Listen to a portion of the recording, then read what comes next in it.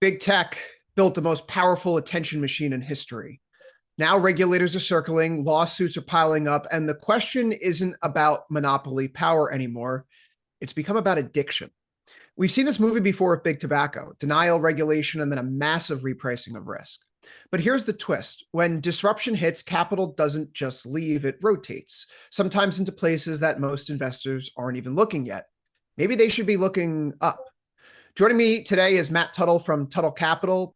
Let's get into it, Matt, because you sent over a note beforehand that's got me thinking of Tristan Harris and the social dilemma. When you say this could be a big tobacco moment for Meta and Google, what specifically has changed? Is it the legal risk, the political tone, or the evidence around addiction and social media finally reaching a tipping point? So I'd say yes, yes, and yes. Okay. Google and Meta losing this lawsuit potentially opens up the floodgates for, a bunch more of these lawsuits. You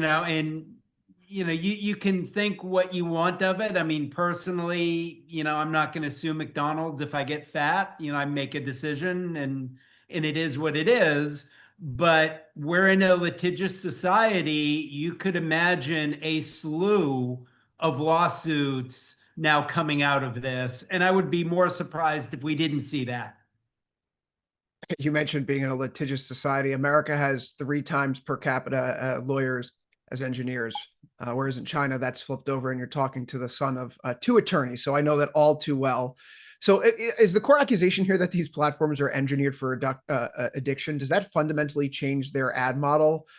Are we heading for financial penalties, or could Meta and Google just tweak a few things here or there to satisfy I mean, regulators? Yeah. yeah, I mean, they could, but the question is, will they? I mean, the models are designed this way, and Twitter's the same thing. They're designed this way for a reason. And, that's because how they're doing things sells. And, that's what they're in business to do, is to sell these ads.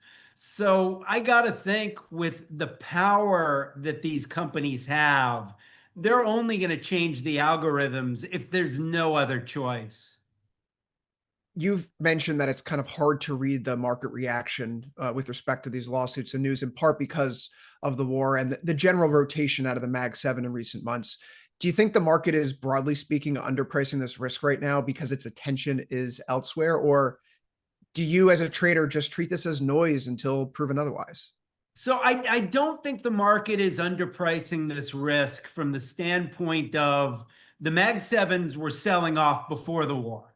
Now, with the war, everything's selling off. So I think it's the type of situation where, yeah, all right, there's this risk there, but these stocks have already come off so much and they're involved in so many areas that I think the risk really is priced in at the moment. Certainly it's something as an investor, and we have MAGO, we have a Mag 7, ETF. It's something I'm definitely keeping an eye on, but I don't think there's any extra downside here yet because we've already had so much. So you flagged 599.49 for Meta and about 294.08 for Google as potential levels of support. If those levels over the next few days, as we work through the war headlines, continue to hold, are you going to be treating this as a buy the dip situation despite the legal overhang? So I could very well, and it's not as much I'm looking for those levels to hold. Is Mm. one of my favorite technical patterns is undercut and rally. And an undercut and rally at a key moving average or a key low. So if those names move above those lows and stay, then yeah, I might look at that as a buying opportunity. Again, I'd be careful doing any buying until this war is over. And by over, I don't mean a tweet saying, hey, we're doing this or we're doing that. I mean over as in over. Done. No more bombing on either side. Oil is moving back down. Until then, this is just a mess. I want to go off script here for a quick second because you last year gave a great interview or show talk with The Money Show on Covered Calls here. Let's say someone's already long Google Meta in this environment and they want to try to generate some income off of their positions that may have come in recent weeks. How would you be operating in this? Would covered calls be your preferred way to go about that? Covered calls, in my mind, would be the dumbest thing you could do down here. You know, you could certainly make an argument, and I wouldn't disagree with you, that if you thought those stocks had topped, and you didn't want to sell for whatever reason, capital gains, you name it, but you thought the stocks had topped, yeah, you could make an argument for selling a call here. You do not sell a call on something that you want to hold on to that has already had a decline, because what you're doing when you're selling a call is you're selling somebody else your upside. Why in the world would you do that when something has already gone down so much that theoretically the upside is enhanced?